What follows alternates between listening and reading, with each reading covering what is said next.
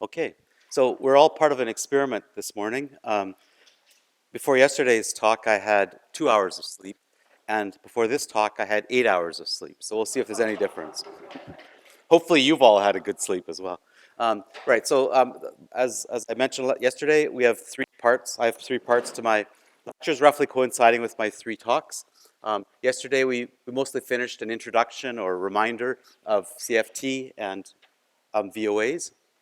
Vertex operator algebras, which is my main focus. It's what I think of when I think of a CFT. We mostly finished that. There's a few loose ends that I want to wrap up at the beginning of this talk. Then we're going to pass on to the class of VOAs where everything works out beautifully. This is the rational theory. You can't understand log VOAs, which is what I was asked to talk about, until you are reminded of what is working out so wonderfully with rational VOAs. And so this is mostly what we're going to be talking about today. Okay, so a very brief review of what we talked about yesterday. A VOA is, among other things, an infinite dimensional vector space over the complex numbers, and it's broken up into finite dimensional pieces, which usually starts at 0. And what these are the energy subspaces. So this has energy, or L naught, which is our Hamiltonian here, eigenvalue 0, and this one will have eigenvalue 1, et cetera, et cetera. Each of these so not all VOAs have to have this property, but all of the standard ones do until we start getting into the log VOAs, where we start to see this broken down. But all the examples we're going to talk about will have finite dimensional, these spaces of states are going to be finite dimensional, and V naught is going to be one-dimensional, and it just consists of the vacuum. This part turns out to be a Lie algebra. It always has a Lie algebra structure, et cetera, et cetera. And it gets wilder and wilder what the actual algebra is inside these other parts. We also have quantum fields, which we call vertex operators. And thanks to the state field correspondence, these are parameterized by the vectors inside our vector space V. And so this is what our quantum fields look like. They look like formal sums. So sum over the integers of modes. We have this weird parameterization here because it's natural from the residue point of view, the way that we defined our modes. These modes are endomorphisms of our VOA. They're matrices, infinity by infinity matrices, but they break up into blocks. So they respect the structure here. So they go from VK to VK plus L minus N minus 1, if I remember correctly, where L is where your U lies in. So U has energy L, and it operates on K spaces with infinitely many. You can think of it as infinitely many different locations, one for every N. And so U times something in VK will live in here. The nth multiplication will live in here. Anyways, so you have all of these different multiplications. And this is just with the shape. Oh, there's also, I should reiterate, although we're not going to emphasize this, that there's a second special element. It lies inside V2, and it's the conformal vector. And the conformal vector has the property that its vertex operator are the L's.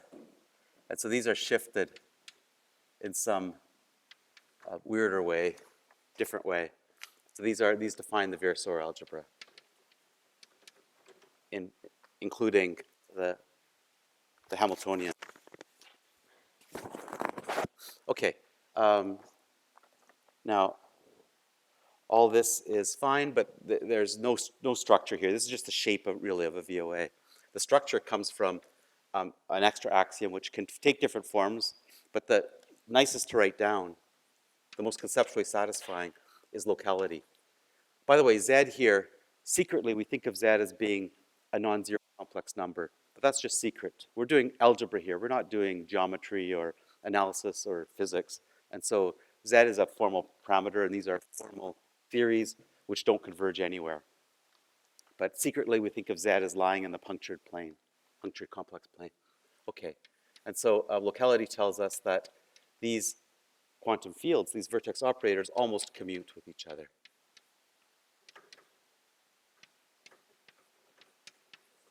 What this really says is you can't divide this because, as we know, we played around with these experiments last class. If you multiply the Dirac delta, so you can do this experiment yourself. So this is the Dirac delta. This is delta of W, Z minus W.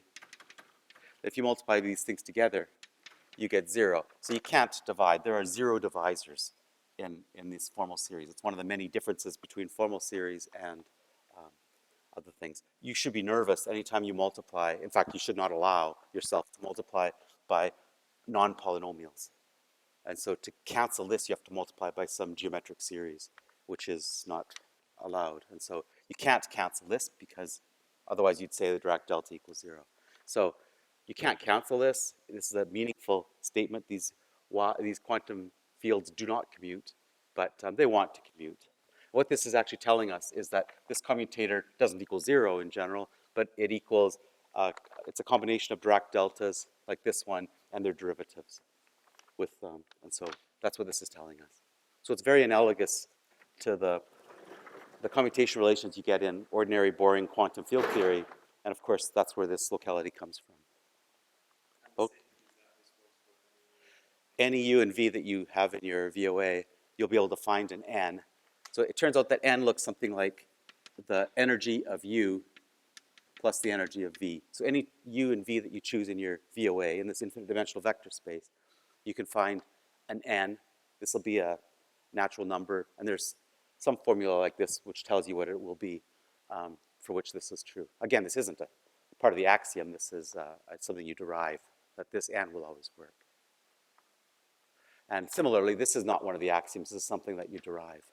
So this is basically where we ended last class. And so what this implies, if you want to dumb this down into identities involving modes, you get some things that are, to me, completely opaque.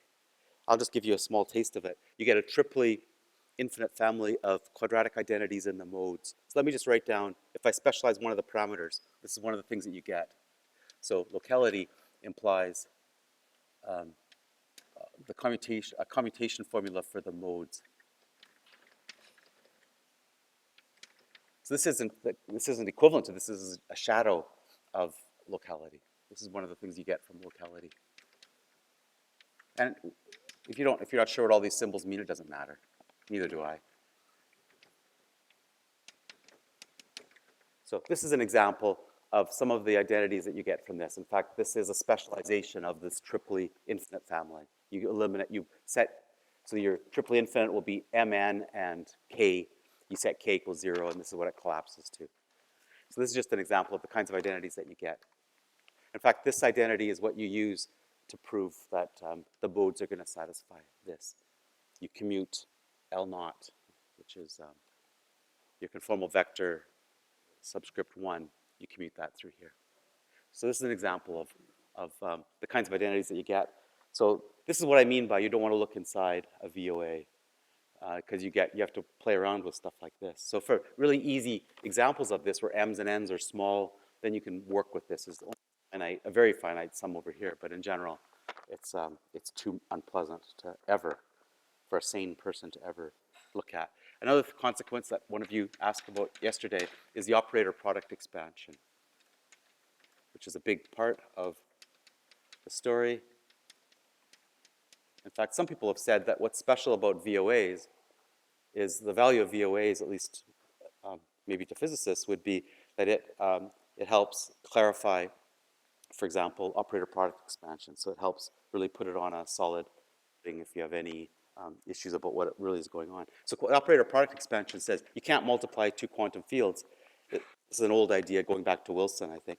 You can't multiply two quantum fields because at the same point, because you get infinity. You can't square the Dirac delta. These are distributions. So what you do is but what you do get a lot of information from is if you take your two quantum fields, or two vertex operators, you multiply them at different points, so at Z and W, two different points on the Riemann sphere, and what you get, and then you study what happens, what terrible things happen as your 2 points get closer and closer together. You're going to get singularities. And so, so the locality axiom allows you to be very explicit about what you actually get.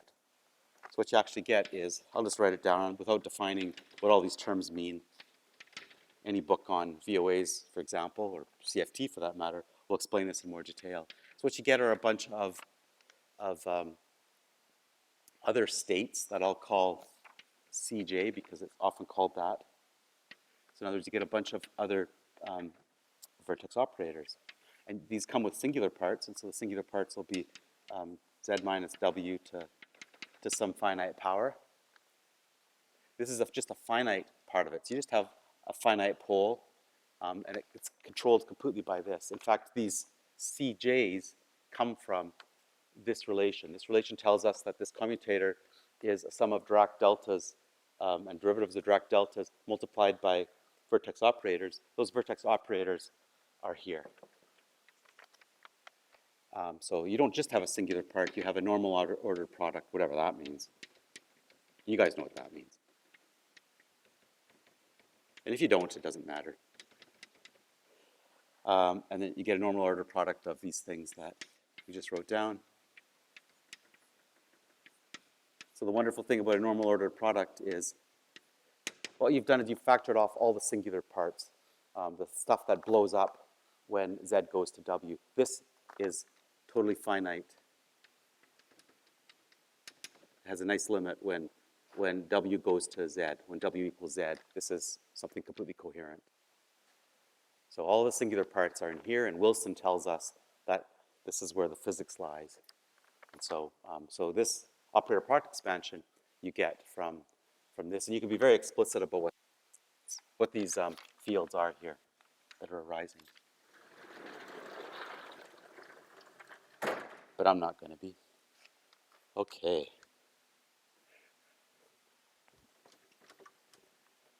And so another consequence of locality, which is very important, is this formula.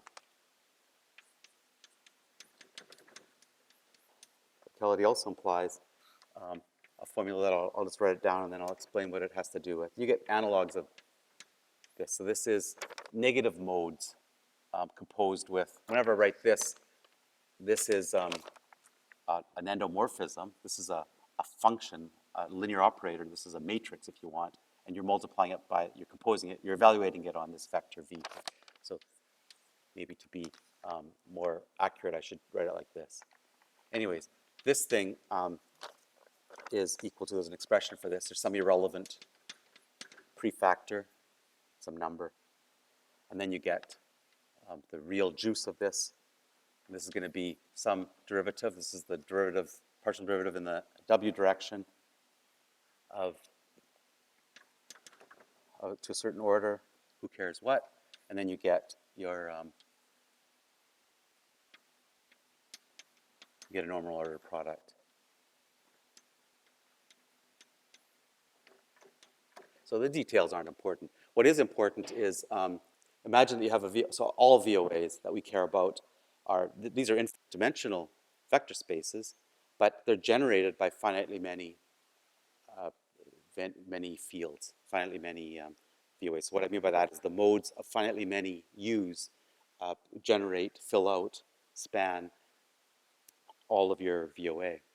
And what this is telling you is if you understand the vertex operators, your quantum fields for these generators, then recursively you generate the whole VOA. So here we're just talking about negative modes, but there's a similar formula for positive modes. So U plus N, evaluated on V, its vertex operator has a similar formula. So this is what you get from locality. So it helps make sense of this infinite dimensional space. You can carve it up by finitely many generators, understand finitely many generators, and then you understand the whole story. Okay, so duality is a wonderful thing. There are other ways to write that axiom, duality, stuff like that, that maybe some people prefer, but um, okay, another question I was asked last class was about unitarity. So how do you define unitarity in a VOA? Well, actually, you can. And you can look at books, but it's too complicated for me to give here. But let me state what's going on. So what unitarity is going to be is you're going to come up with a positive definite Hermitian. This is what we mean by anytime we talk about unitarity, positive dimension, Hermitian inner product. Again, if you don't know what these words are, who cares? But you probably all do. Positive definite Hermitian product on V.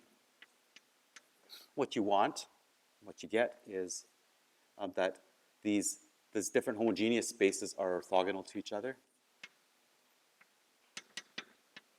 This isn't part of your definition. Your definition is much more complicated.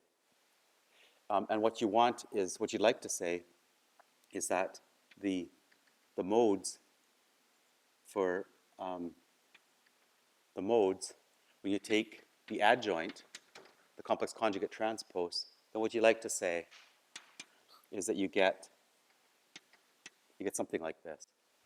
That's what you'd like unitarity to be. But this can't possibly hold. For one thing, this is going to require that that you have it isn't going to be true for all states. It's going to be true for quasi-primary. You're going to get something like this for quasi-primary U. So that just means that L1 of U is going to equal 0. So this won't be true for all. These are derived properties. The real definition is too complicated, but the reason it's more complicated is because we define it for all states and not just the quasi-primary ones. The quasi-primary ones behave in a much more simple way. And so you have a chance to get some kind of a relation like this. But you know that this can't always be true, because if it's true for some U, then imagine multiplying it by I, square root of -1. Then I would get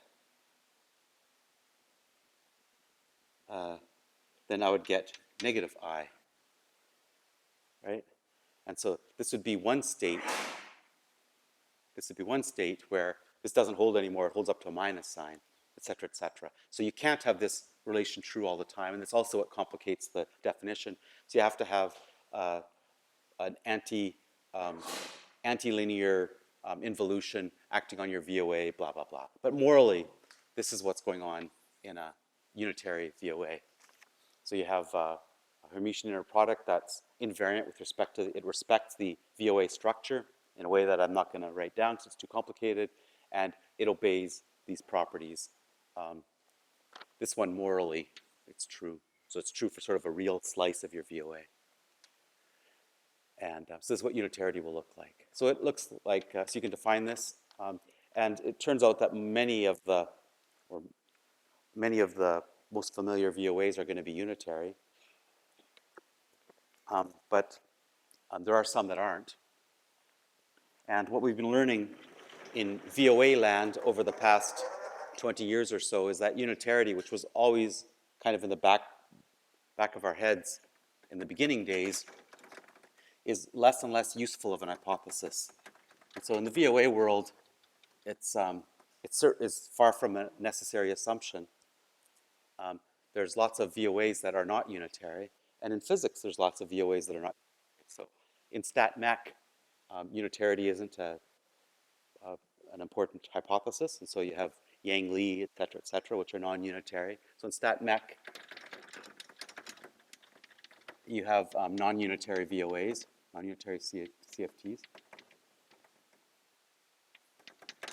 Well, who cares about stat mech? That's a bad example. But in string theory, as I understand it, what has to be unitary is the actual physics. Has to be the ultimate, the final goal, the final thing has to be physics, has to be unitary. But at intermediate stages, you have ghosts and stuff, which you then do BRST. So you have ghosts coupled to your matter CFT, and then you BRSTize it, and you get your unitary thing at the end of the day. So intermediate CFTs that you're building up your physics from certainly don't have to be unitary. And so when we talk about log CFT next lecture, these are non-unitary. So certainly unitarity is not an essential constraint at all on your VOAs. But it has some consequences. For example, well, maybe I can mention some of the consequences when I start doing some stuff a little bit later. So unitarity does imply certain things like the conformal weights are going to be positive, etc. Okay, so that's unitarity. Okay, so there's a couple ways in which I want to make sense of all these axioms of this structure. Imagine that we have, in some imaginary world, we have some VOA, some vector space that we'll call V, and we have certain, so to every vector in our vector space. So this is a fantasy world. This is a thought experiment. So imagine that we have some vector space that we'll call V, and anytime you have a vector in V, you get an operator on V. So this is an endomorphism on V. I don't care if V is finite dimensional or infinite dimensional. I don't care. There's a special vector in V that we'll call 1 because it acts like 1 should act. So y of 1 is going to equal, it has to be some endomorphism, some map from V to V. It's going to be the identity. And moreover, when I take the matrix corresponding to any u, so this is just you're associating a matrix to every vector u in your vector space. The matrix, if I evaluate it on this vector called 1, then I get u. So basically, these are more or less the axioms of a VOA with this as the vacuum, and I'm ignoring the z variable, this formal z variable. Okay, and we're going to have one more axiom. It's going to be locality, but a simplified locality because we don't have any z's and w's anymore. So our simplified locality is going to be that the commutator of yu and yv, it has to vanish. So in other words, these things commute with each other. This is simple enough that we might actually be able to understand what this algebraic structure is. So when you're studying a new system, it's good to just play around with a simplified version. So this is kind of a baby VOA if you want. It's a VOA where all n's equal 0, where locality is just commutativity. So what does your VOA look like when when your quantum fields commute with each other? That's what we're studying.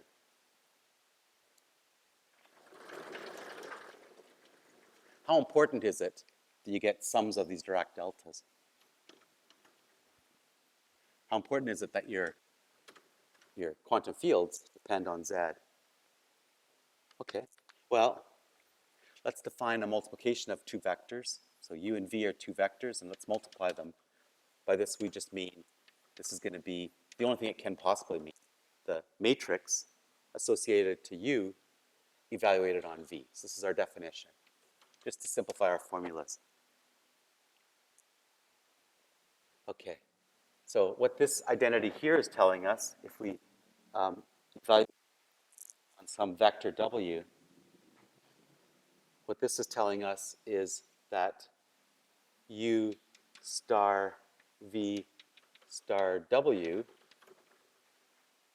is equal to v star u star w, right?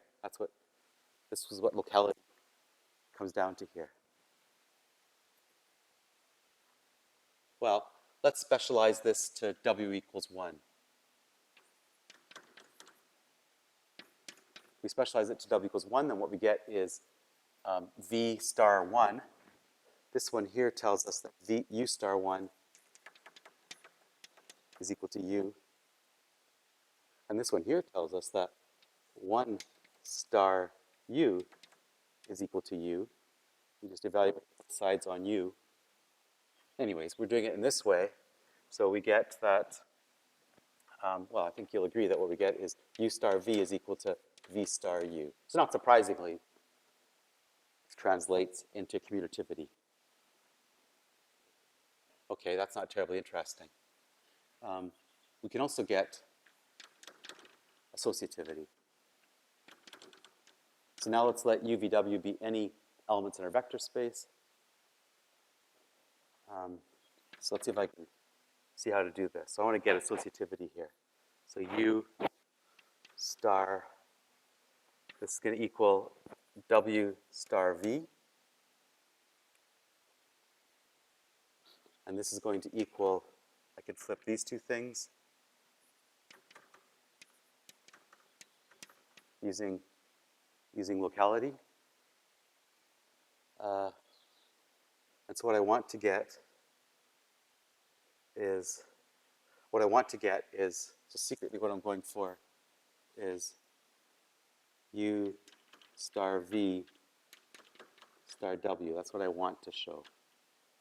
So I want to get U and V together, which I have. In fact, don't I get it right now? I have commutativity. So this is U star V star W. So this is associativity. So what I get in this pretend world is merely an associative commutative algebra. So a VOA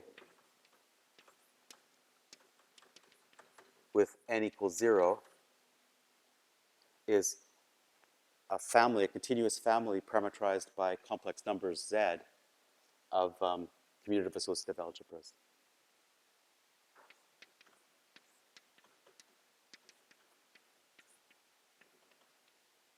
And you could derive more properties of this family of algebras, but these are the main ones.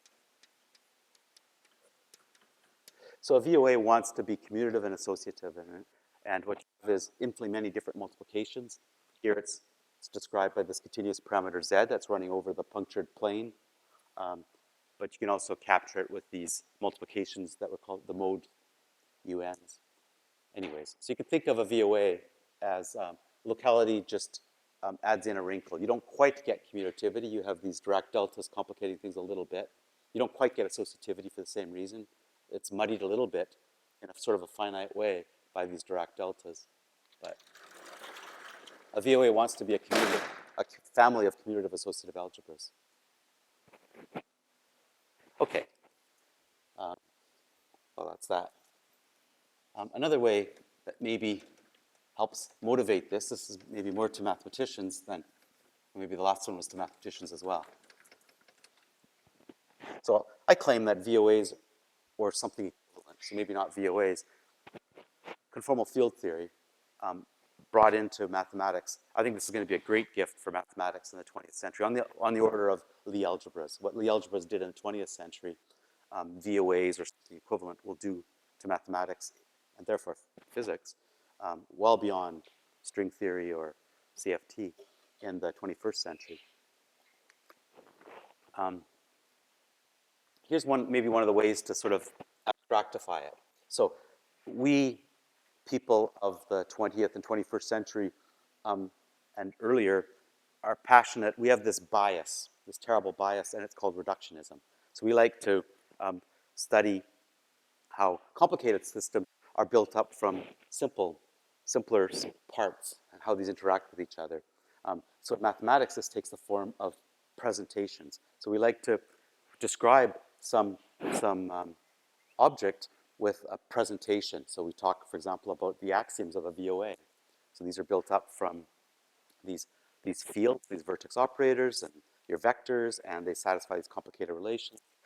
Or Lie algebra is built up from vectors and then this multiplication, and these multiplications satisfy anti-associativity and anti-commutativity, et cetera, et cetera. So we have this reductionistic bias. Anytime you have a bias, it's bad. And so one of the things that you have to learn as a scientist or a mathematician or an artist is identify where your biases are and then know that this is blinding you. So it's allowing you to talk to your friends and colleagues and rivals, but it's blinding you. And so one of our biases is reductionism. And so let's try to look at a very familiar algebraic system. Let's look at a Lie algebra in a non-reductionistic way. So a reductionistic way is generators and relations. You have vectors, you have a multiplication of vectors, and they satisfy some basic, very simple identities. What can be easier than that? A holistic way to think about a Lie algebra is the properties that are obeyed by all possible multiplications.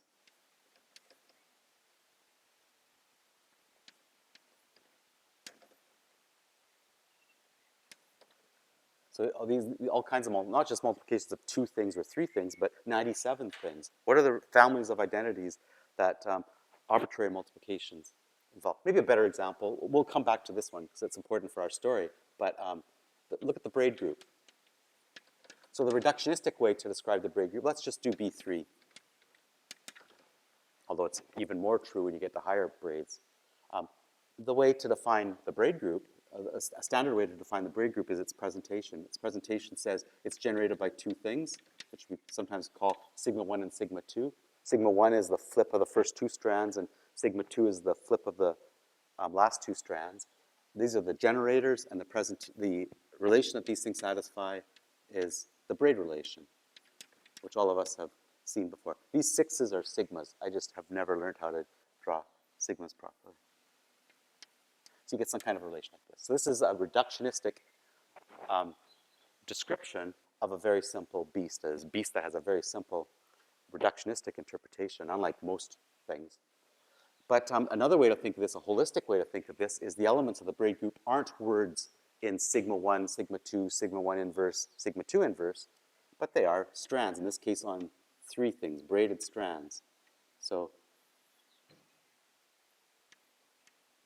I don't know, I'm getting tired, so let's just call it like this. So this is an example of a very, very, very simple element of braid 3. And the way that you multiply 2 braids together isn't multiplying those 2 words together and then simplifying them by these relations. But it's just concatenating 2 braids together and then just tidying it up, straightening it out, running your comb through this to tighten it out. And so that would be a reductionistic, a non-reductionistic, a holistic description of the braid group. And I'm not saying that holism is better than reductionism. I'm just saying holism taken to an extreme is as bad as reductionism taken to extreme. But with very few exceptions, for example, the braid group, with very few exceptions other than the braid groups, we don't look at holistic things very much at all. Our tendency is toward reductionism, and surely this is bad. Okay, anyways, let's go back to the algebras because this relates to VOAs. So we all know the reductionistic definition of a Lie algebra because we're told to memorize this. How would you have a holistic approach to it? Well, I'm not going to write down the actual definition, but the idea is you can capture any such expression, any such word, just as you could with the braid group, any element, any word in the braid group, you capture with strands weaving together. For a Lie algebra, you capture it with some kind of a binary tree. You label the ends of your binary tree with vectors in your Lie algebra, in your vector space. And so this binary tree stands for, let's see if I can get this right. So we'll multiply u and v together first, v and w together first. Then we multiply x. I think that's what accidentally oh no, it's not quite what I wrote down over there. And so this expression here, I could think as a labeled binary tree. Every word, we can call it, your Lie algebra, we can capture pictorially with a binary tree. And then the various relations that are obeyed in your Lie algebra, you can interpret in actually a surprisingly simple way in terms of operations you perform on your binary tree. For example, one of the 2 relations that a Lie algebra obeys is that it's anti-commutative. So this doesn't equal v times w. uv doesn't equal vu. It equals it up to a sign. So what this translates to in the binary tree picture is that this thing is equal to up to a sign. You just flip the bottom 2 vertices. So this is going to be, so any binary tree that looks like this will equal the value of the same binary tree with the labels of the bottommost things flipped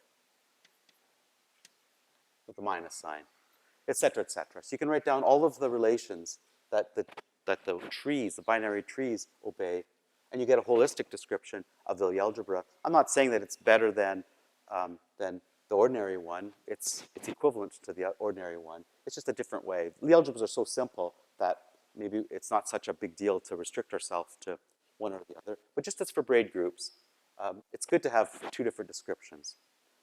So you can derive anything you can derive using the holistic picture of braid groups, you can derive equally from the presentation. But in many cases, it's much easier to do it one way than the other. It's good to have more than one picture. Okay, so I don't want to get too much into this. The reason I'm mentioning this is because you can think of this as a Feynman diagram for quantum field theory. What would be the corresponding string diagram? The corresponding string diagram just means that you flesh this out. This will be an incoming, and these will be outgoing states.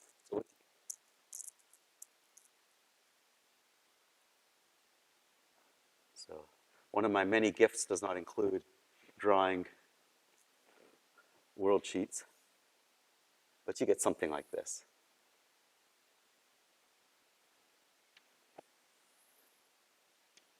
Something like that. I hope that's clear. And again, so okay. So if you I can call this sort of two-dimensionalizing or stringifying our Lie algebra diagrams, and you can stringify the relations that you get, and what you get is something equivalent to a VOA. So a VOA is a stringy version of Lie algebra. That's why I'm confident to say that a VOA or something equivalent to a VOA will play the role in 21st century mathematics. Forget string theory, not math that's in the shadow of string theory, mathematics, that Lie algebras played in 20th century mathematics. And of course, this trickles back again to physics, maybe even stat mech, but who really cares about stat mech anyways? Okay, so as we learn more about, for example, VOAs, we'll learn more about their natural place in mathematics. But this is a hint that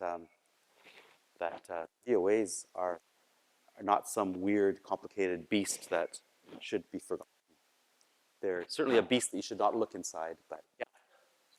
The holistic view you're proposing, you're advocating, that sounds somewhat similar to the operatic view. Yeah, exactly. That's where it comes from. That's right. So this is the operatic view. This is called the operatic, or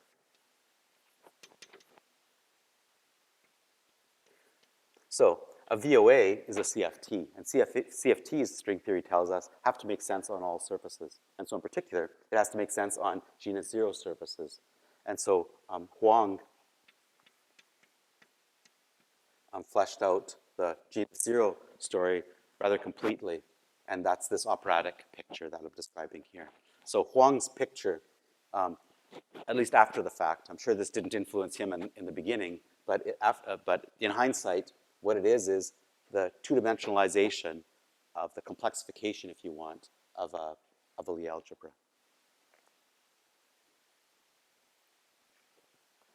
Yeah, exactly.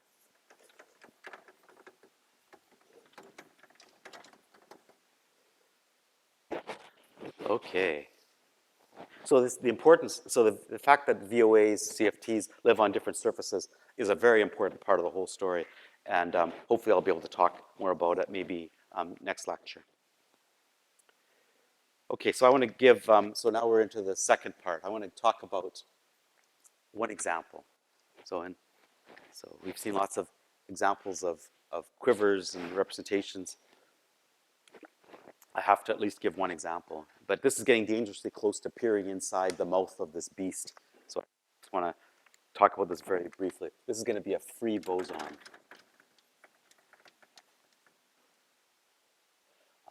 Or if you like the algebras, this is going to be affine U1. And so affine as a Lie algebra, this consists of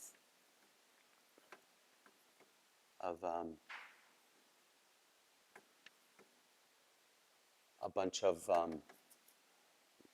so this is a basis for this affine Lie algebra. You have some central term that we'll call C, and you have some infinitely many, one for every integer, basis vectors, and the commutation relations are that C commutes with everything. This is the affinization, the central extension. And then we also have the commutators of these other basis vectors. And so what these are is, make sure I get all my signs right.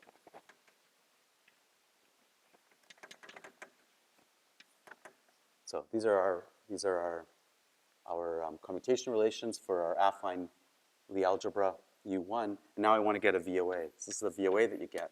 That describes a free boson. I'm sure you've all seen this before.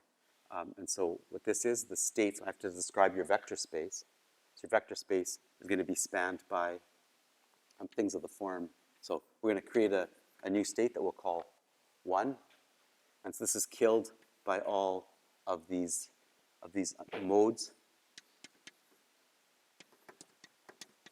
that are non-negative. And they're not killed by, so I'm just coming up with a Verma module. They're not killed by the negative ones. The negative ones build up the rest of our vector space. And so what survives then are repeated applications of negative modes. Doesn't matter how many you have. So these are not always independent of each other. For example, these are all negative nodes. So when they're both negative, I'll never, so these are, all of these MIs are less than 0, or sorry, all these MIs are greater than 0, so that the negative MIs are less than 0. So these commute with each other. And so I can make sure that none of these are equal to each other as long as I insist that M1 is bigger than or equal to M2, or the other way around. I don't care. And all of them have to be positive, thanks to these minus signs.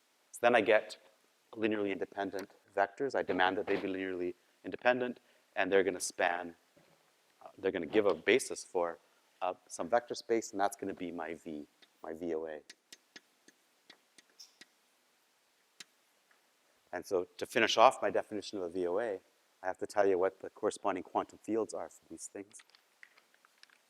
This VOA is generated by just this one thing, A, or A negative 1, A negative 1 evaluated on 1. And so it suffices to, so I can use some of the properties I wrote down before. So let me just write down the answer. So you don't have to go this far. I'm going further than you need to go, but I can write down this. This is going to be a formula that should look somewhat familiar. You get the VOA structure for free, is what I'm trying to say. And so this is going to be a bunch of derivatives of, this is true for any m greater than 0, a bunch of derivatives of y of a, sorry.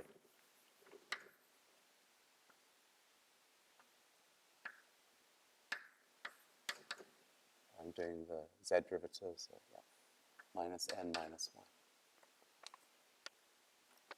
So you get this, and if you know this, then you know how to find the quantum field for any of these vectors by the recursive formula that we got for free from locality.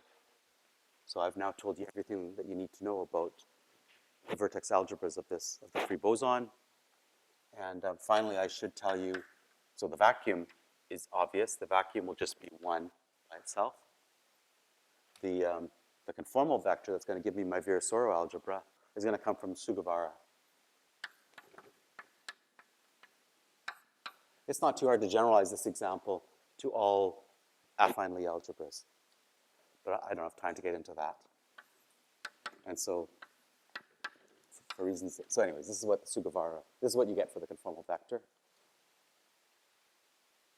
And you can derive from this. I'm certainly not going to do it. You can derive how the corresponding Lie algebra is going to look.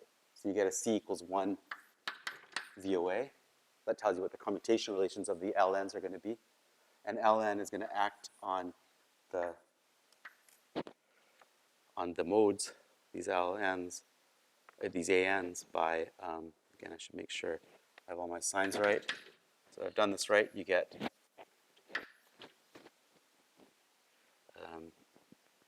n times a m plus n. So let's see what the energy of this thing is. In other words, what this thing is. So in other words, what happens, what's the L naught eigenvalue for that state?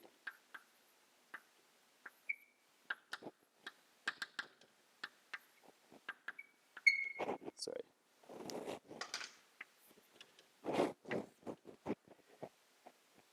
Well, you know how to do these kinds of calculations. You just slide this thing through each one of these things. And so this is going to be a minus m1 L naught of the rest.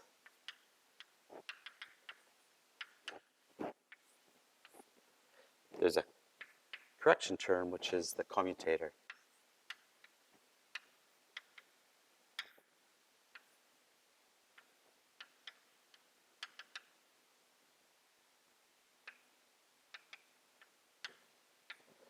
So this thing here, you can see I'm doing another calculation. So things are getting squeezed behind this computer screen, which is probably a good thing. And so this thing here, we know is going to, this is an M here, and this is an N. So this is going to be a minus M1 times A of M1, A minus 1, composed with all these other things, whatever's left over here, minus M2 dot dot dot, A minus MR1, plus I forgot the main term, which is this thing. So we repeat. As we pass through, what you can see, so there's a plus this other thing here. This other thing here, we just repeat the same arguments. Every time we pass this L naught through one of these things, what we're doing is we're picking up another, in this case it'll be M2, et cetera, et cetera. So what we do when we do this calculation, you've seen something like this before 1,000 times, so I don't need to waste too much time on it, presumably. And so what you end up with after a few steps is this is going to be M1 plus M2 plus dot dot dot MR times the thing you started with, the vector that you started with.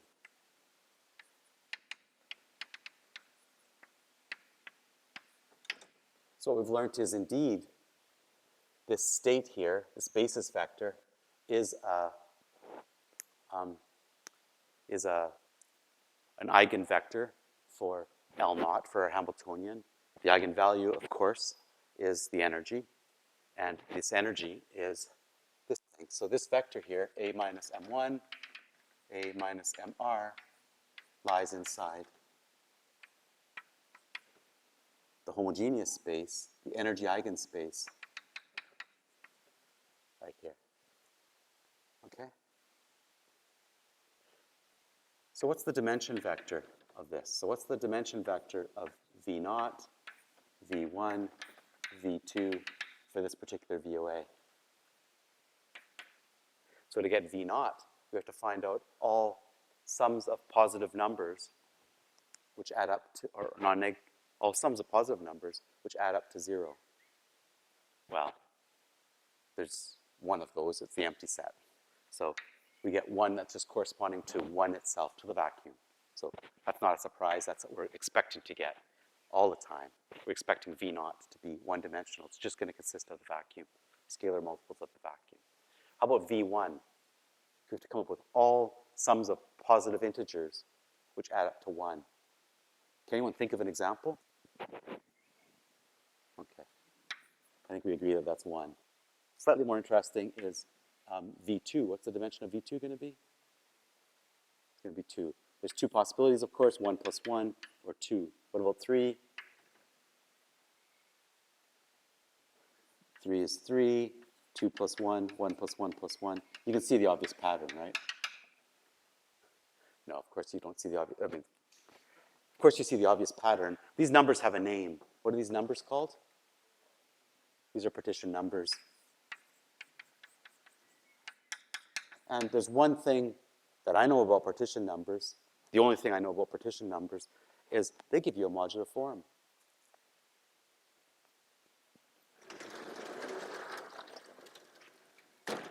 Who would have ever guessed?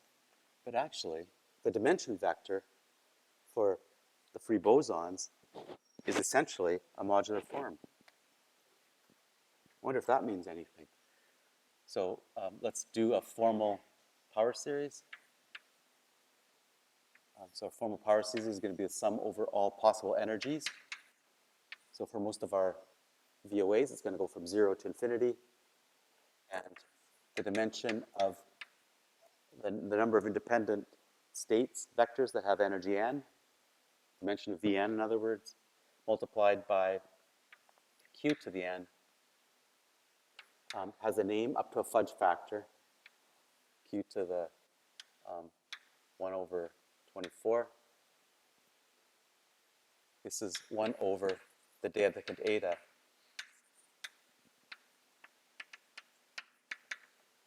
This is the only, so partition numbers appear all over the place. Therefore, modular forms are going to appear all over the place. And so the relation between q and tau, as always, is this relation. And so this is usually called the character of the VOAV, but a better name, unfortunately it's too late to change, but a better name is graded dimension.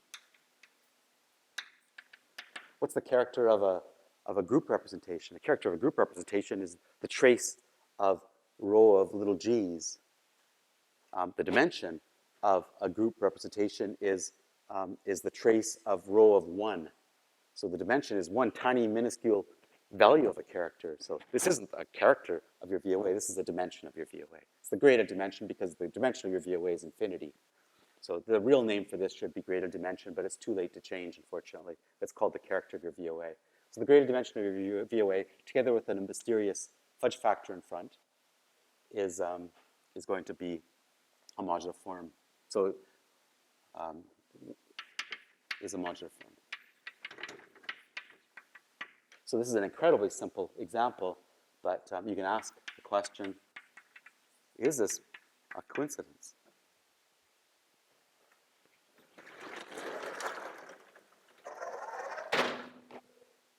Of course, it's not just a coincidence.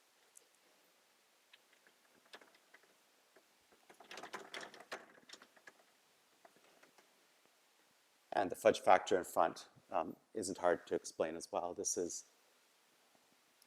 I said that this is c equals 1, so that's where you're picking up that thing. Okay, so now we're into the, I should speed up a little bit. I'm spending too much time on stuff that's maybe not so exciting.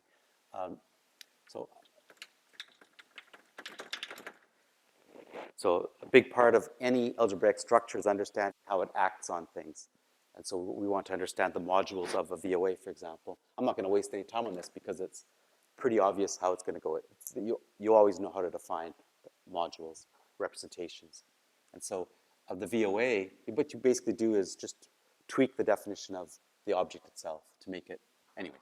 So, so for a VOA, what we have is the modes UN are going to be endomorphisms of your VOA. And so this is what your VOA is. And so the modules of your VOA, so M is a module of your VOA, then what you're going to get is U of N in your representation. So maybe I'll call it, no one else uses this notation, but I'll use it here. So rho is your, M is your module, or rho is your representation. Then what your module is going to be is associated to every vector U in your VOA, in your vector space, you're going to get an endomorphism of something else, some other space, right? And all the relations that these modes had to obey, you require that anyone that you require that these modes are going to also obey. So for example, for a group representation, you have associativity, G times H times K equals G times H times K, no matter how you group your brackets. And so the same is going to happen to the matrices that you associate to G, H, and K. They have to be associative as well, et cetera, et cetera. So all the relations that your group obeys, your representation has to also obey. If your group is a billion, then your representation, of course, has to be a billion. The matrices have to commute. And the same goes for a VOA.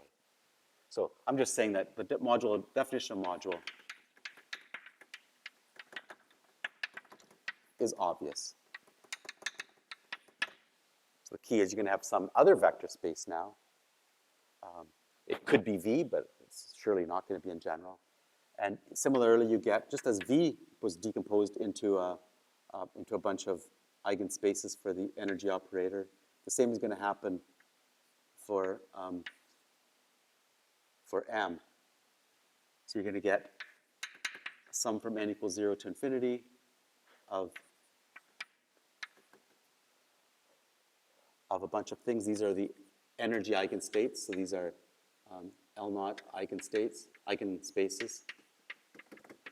And so now they don't necessarily, they're rarely going to be integer valued. The energies are rarely going to be integer valued. There's going to be some shift. That's the conformal weight. It's the smallest energy eigenvalue. And then it's going to be shifted from there. And so you're going to get, once again, at least for all reasonable VOAs, everyone we're going to consider, all of these spaces are going to be finite dimensional. And as long as they're simple, as long as they're irreducible, then you're only going to have a single shift. You're only going to have one. All of the other energy eigenvalues are going to be shifted by integers from the smallest one. So I don't want to waste any more time on this than that.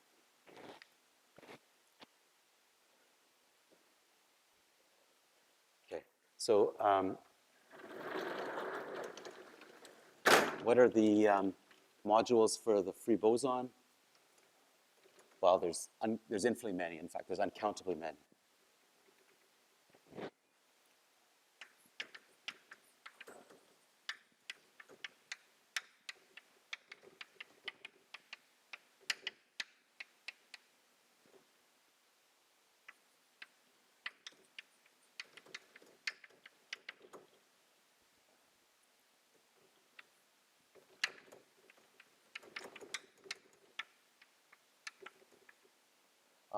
So you'll get one for every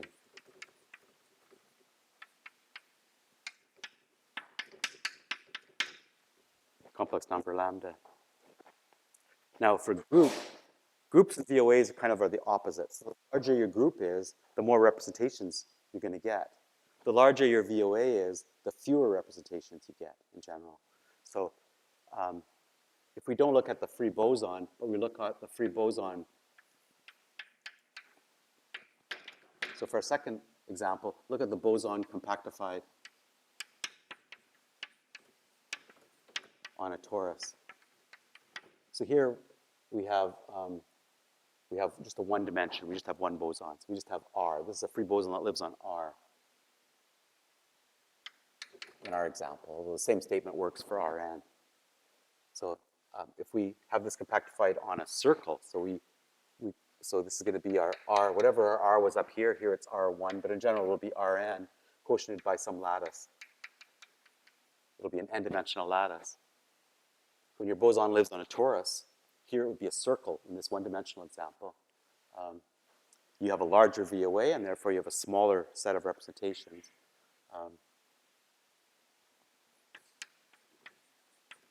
You get finitely many.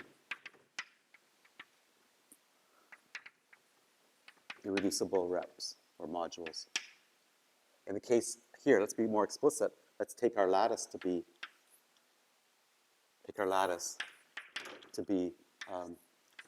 has to be an even lattice. So take it to be this thing. These are all of the even lattices that exist in one dimension. Everything generalizes to n dimensions, of course. So of the irreducibles are in bijection with, in a natural bijection with. The dual of this lattice is what it looks like in general. Dual of this lattice quotiented by the lattice itself. So this is just the numbers. I'll call them, so you can just think of them as, well, I'll write it out explicitly. So these are going to be j over square root of 2n plus our lattice as j goes from 0 up to 2n minus 1. So these are the various coasts here. Okay. So there's 2n different ones. That's the determinant of this lattice.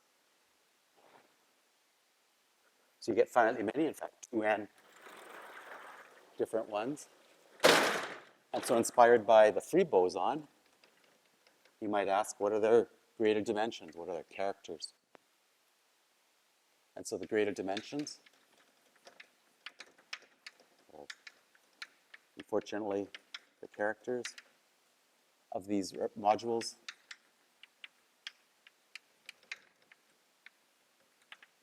well, they're going to be, it's not hard to show. Actually, these are not hard to construct either, but I don't have time.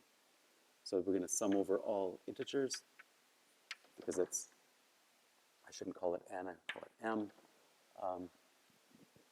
And this is going to be q to the, so this is going to be what I guess we could call character j. This will be the jth module. And this will be j over square root of 2n plus square root of 2n times m squared. And there's partition numbers that come in for the fact that, so this corresponds to extending your VOA. So you add in another vertex operator, another quantum field. So you extend your VOA. So that's why it's harder to have a representation. We actually get a smaller number of representations with finitely many. So we get the Dedekind data coming in from before, for the same reason as before, but we also get a theta function, which are also modular. And so this turns out to be a modular function.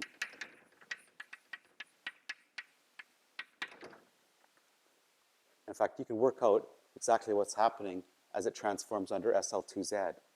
So SL2Z is the modular group, as I'm sure all of you know. It's the modular group.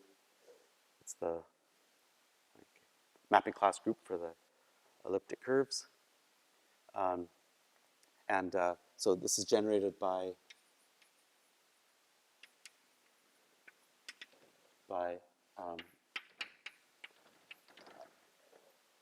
this, which corresponds to, so SL2Z acts on the upper half plane by A, B, C, D. It acts on our taus by fractional linear transformations, as I'm sure you all know.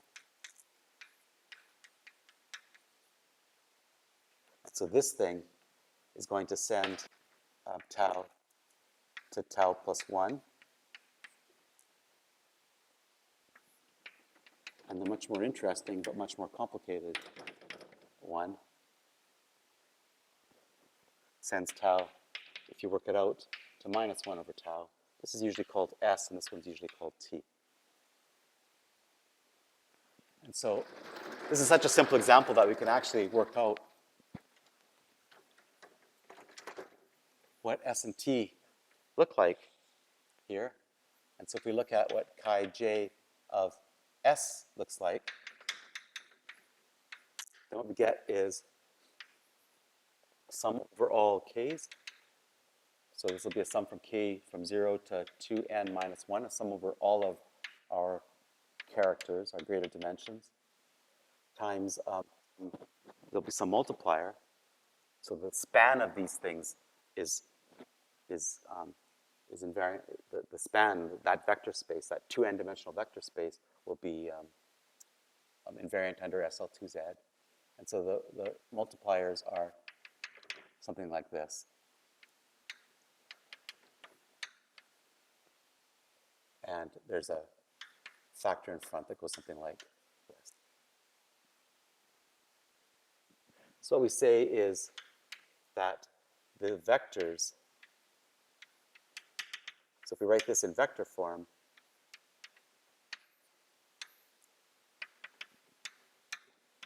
this is a vector valued modular form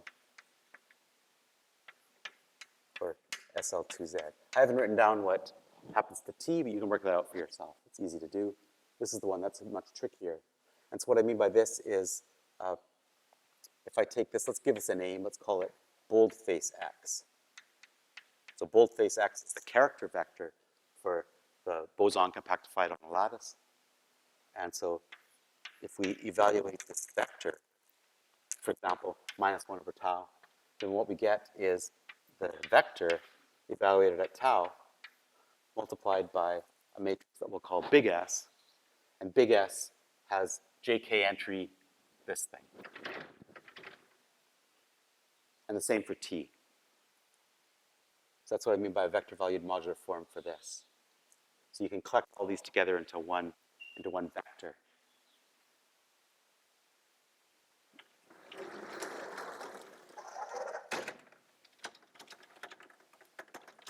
Okay, well, the story certainly doesn't stop there. But you can already see there's a lot of structure happening.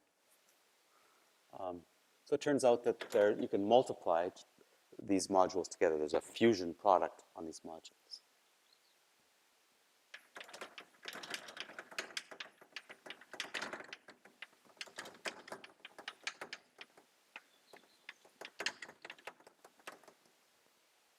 And it turns out that maybe we'll call it MJ. So MJ is the module, the J module here.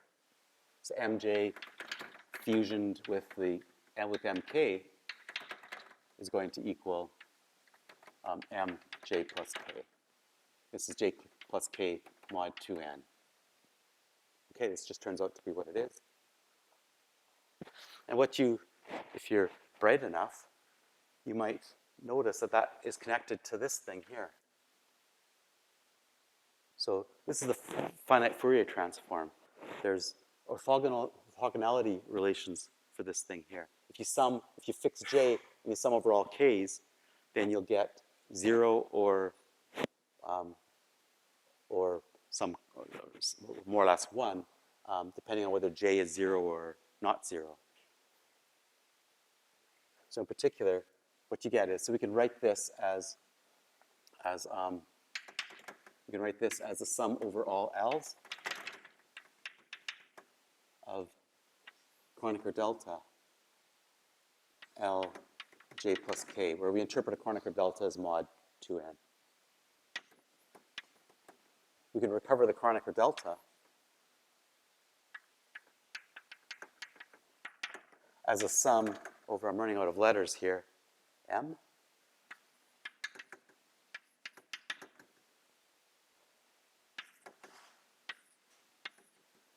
So the jth S matrix entry, the kth S matrix entry, and the lth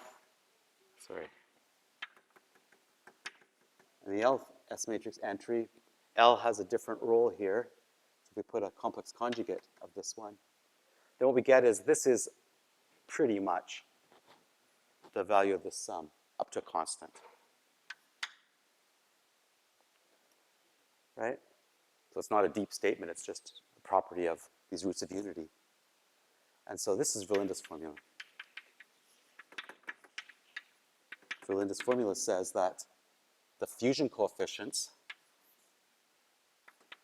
so this is JKL in this case, is equal to the sum over all M's. So you're summing over, so you have your different modules, so you're parameterizing your modules.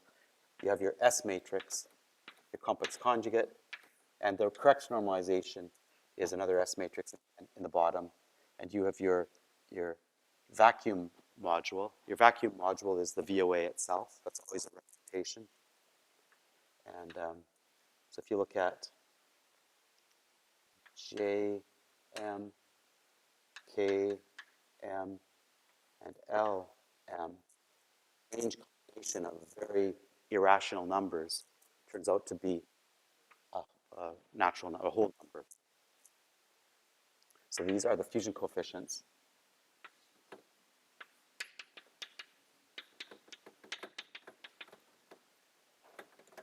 It's easy when you've seen this before to be numb to it, but it's a pretty magical formula. These are the fusion coefficients, and so they're defined by the fusion in general of your, it's just, I don't want to rewrite it. So, so in general, you'll have your, for your VOA, fusioned or tensored with your module K for your VOA. These aren't free bosons on a lattice anymore. They're whatever your VOA is. Then you're not summing from L equals 0 to 2n minus 1. You're summing over all of the simples, all the irreducibles. And then you have your fusion coefficients. So these are just the structure constants, fusion coefficients, in your fusion algebra. So this relation here holds anytime you have a rational, what we'll call a rational, what is called a rational CFT or rational VOA. Yeah? So this, I mean, these fusion products come from what definition? How can Actually, it's kind of tricky to see from the VOA point of view. So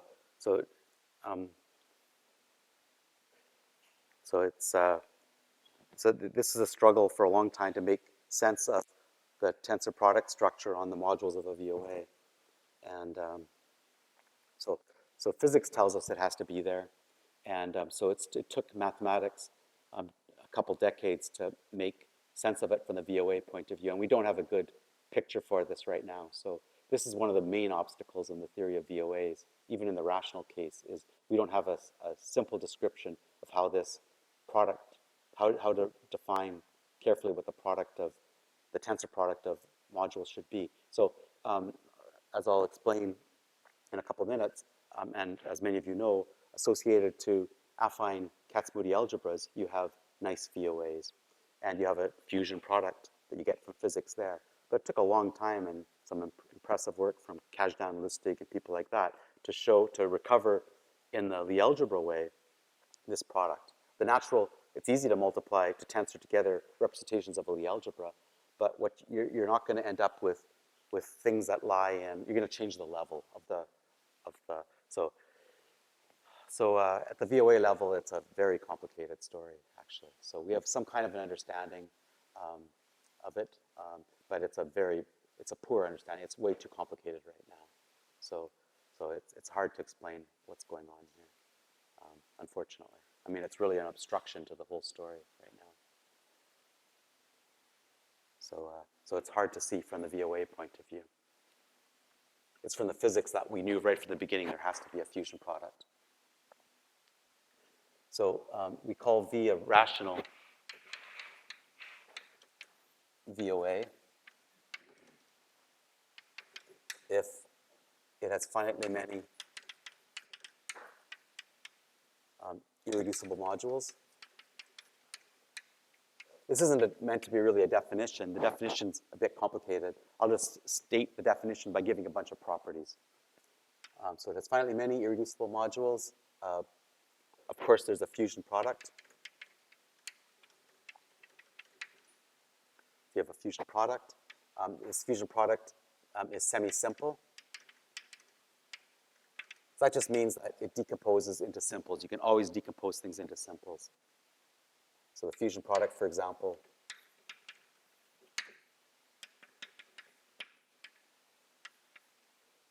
is equal to a direct sum up to multiplicities, these fusion coefficients of this. So we'll see in the log CFT world, this is not true anymore.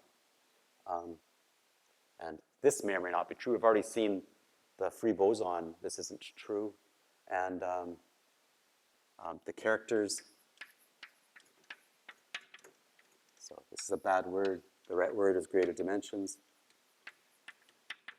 You can define characters. These will be like one-point functions, and they are much more interesting than the greater dimensions, but we'll restrict ourselves to greater dimensions here. Form a vector valued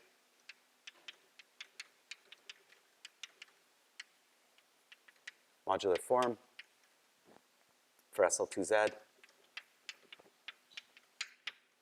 You get an S and a T matrix. They give you a finite dimensional representation of SL2Z.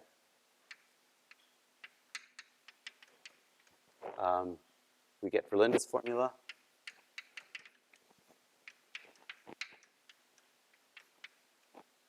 And of course, other things are true as well. So these are the kinds of things that are part of the definition / properties of a rational VOA. Now, we have to go further than this, unfortunately, but let me just state very quickly some examples of rational VOAs.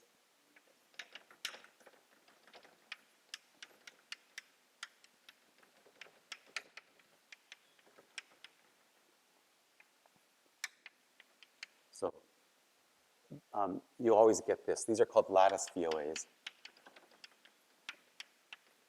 They're the simplest examples of rational VOAs. So in this example, we had a one-dimensional lattice, but it could be, so your L is going to be an even positive definite lattice of any dimension. So this is a nice family of rational VOAs, kind of boring. You also get for any simple Lie algebra or semi-simple Lie algebra, if you prefer.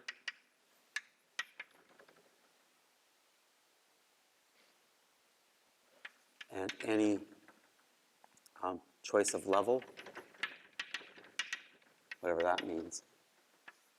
This will be a positive integer. You get the corresponding Vesamino-Witten model.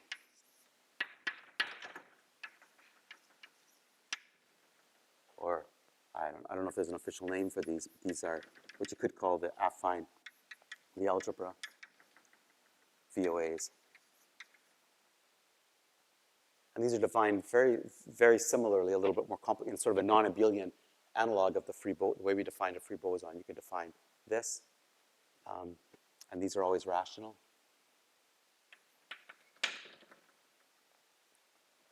And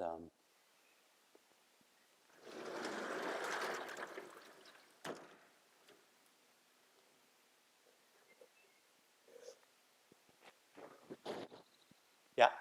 So we require finite dimensional modules, and that's also a feature when kappa is an integer. So if we remove that requirement, can we get non-integer kappa? Sure. So you can, right, so you have level theories, for example, or fractional level theories. When we say our modules are finite dimensional, that just means the pieces, the L0 eigenspaces are finite dimensional. The modules themselves are going to be infinite dimensional. So all of our modules, or all of our VOAs are infinite dimensional. But the pieces, the homogeneous spaces, are finite dimensional. And so that's a fairly typical demand, but there are modules of some reasonably important VOAs. I might get to them some of these next class, where you drop the hypothesis that these things are finite dimensional. But they're a little bit chaotic. Generally, we want to have modularity in our story. And so the homogeneous spaces, the weight spaces, you usually at some level, you want to refine these, add in enough observables to chop down your infinite dimensional space and make it finite dimensional. And so you can always, in practice, you can always do this. And so for all normal examples, you get this already at the level of just the L0 eigenspaces. Yeah?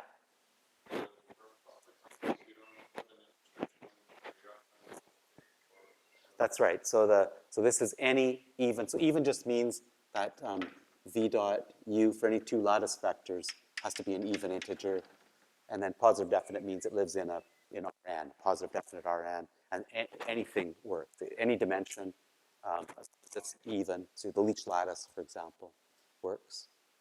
So there's no restriction on the thing. So these are integers. So that would correspond to looking at radii that in the one-dimensional case that would be integers. So you have that kind of a demand, but that's the only restriction. If you drop integrality, then you're entering into non-rational worlds. You end up with continua of representations again. Okay, so I'm running out of time. So what I'll do next time is work out, just show you maybe very briefly what the data looks like for a very simple Wessel-Witten model, namely the one corresponding to SU2. So these are strings that live on compact Lie group manifolds like SO3 or SU2 to give two boring examples.